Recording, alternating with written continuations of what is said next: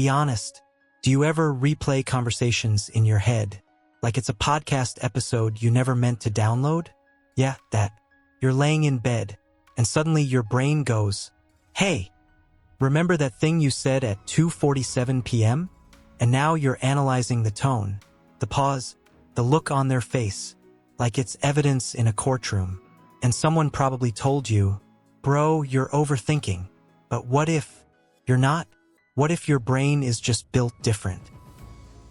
Okay, first thing, you notice stuff other people don't. Like tiny stuff, micro-facial shifts, energy changes, that half-second hesitation before someone says, "Yeah." Most people just hear words. You hear tone. You feel the shift in the room. And your brain doesn't just shut that off when the conversation ends. Keep scanning.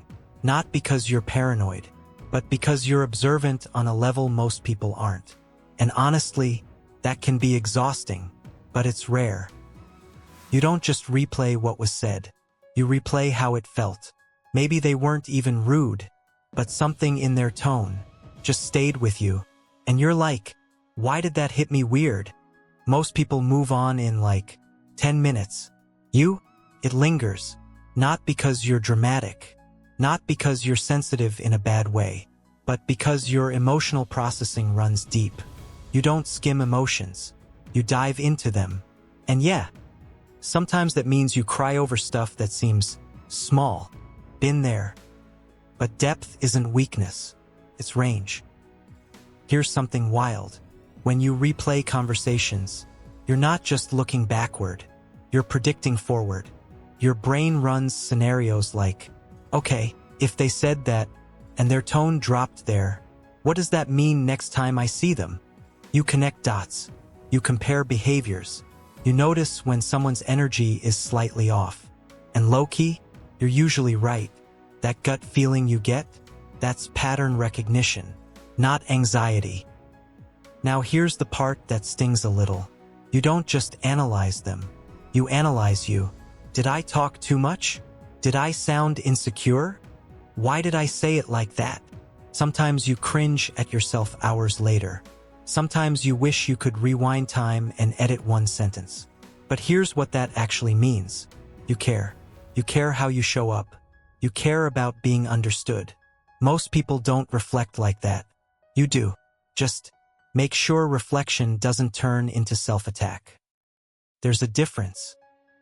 Okay, this part's deeper. For some of you, this habit didn't just appear randomly. Maybe growing up, you had to read the room. Maybe moods shifted fast. Maybe criticism came out of nowhere. Maybe silence meant something wasn't okay. So your brain learned, double-check everything. Make sure we're safe.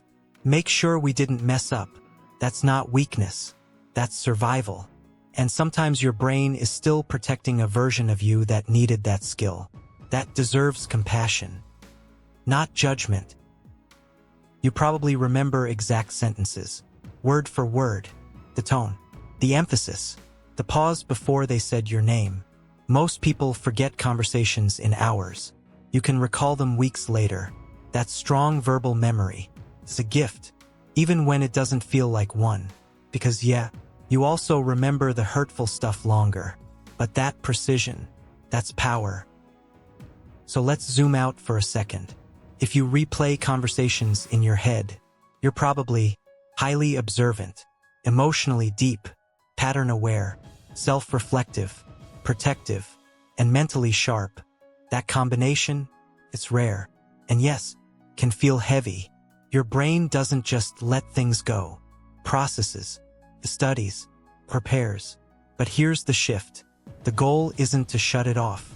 It's to ask, is this replay helping me? Or is my brain just running an old protection program?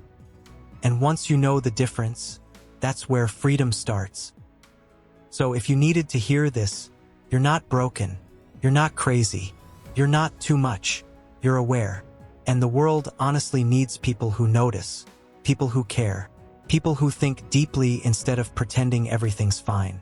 If this felt a little too accurate, drop a comment. And yeah, subscribe.